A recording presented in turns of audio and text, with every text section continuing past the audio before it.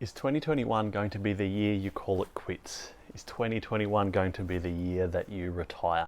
So in this video, I just wanted to cover the 3 things that you need to tick off or you should consider before finally calling it quits. Now, when I say retire, I don't mean that your startup's absolutely crushed it and you've sold it for multi-millions, you're going to retire to the beach drinking cocktails from coconuts. I mean, you're of that age, maybe it's 60, maybe it's 65, whatever that age is for you, that you've decided, you know what, enough's enough. I've done my time, I've worked enough, I'm going to call it quits. Given the year that 2020 has been, I suspect there's going to be a lot of people that fall into this category. In fact, actually, I know of a number of people that are planning on calling it quits during 2021. They're just sitting out the last of this COVID period, collecting some benefits, using up their leave, those kind of things, and we'll call it quits.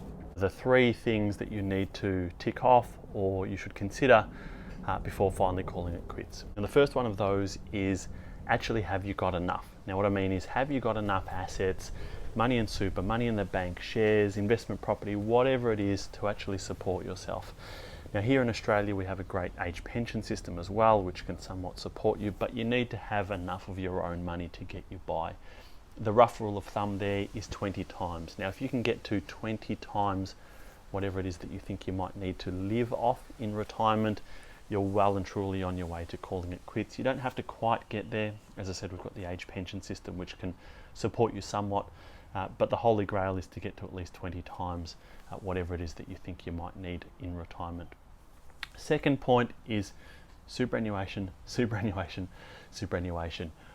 I often joke when I'm helping clients move through this kind of transition period where they go into retirement, to say ideally you want to go into retirement with having every single thing that you own, bar a car and a pair of socks, inside of superannuation. Now realistically you can't do that, you can't hold everything in superannuation, but the idea is that you want to have every single asset that you possibly can that you own inside of superannuation.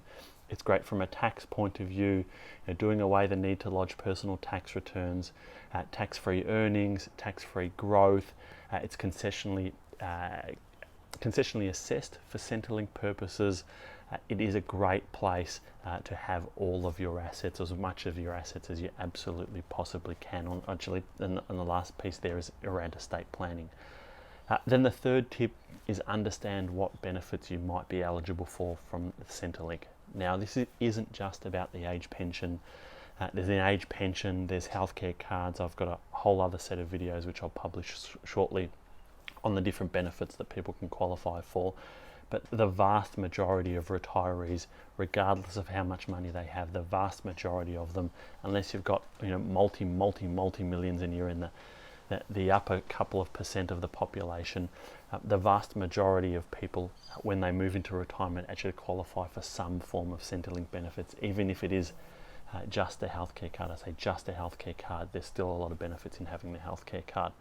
So those 3 things: there's understanding what benefits you can get from a Centrelink point of view, superannuation and getting every single dollar you can in there and structuring that properly to support you for retirement, and then making sure that you have enough in the first place. So the rule of 20 times, multiply whatever it is that you think you might need to live off in retirement by 20. If you're just about there, then near enough is probably close enough, but 20 times is the ultimate point. Hopefully this is useful for you. If you have any questions or you need any help with this, reach out. I would love to help.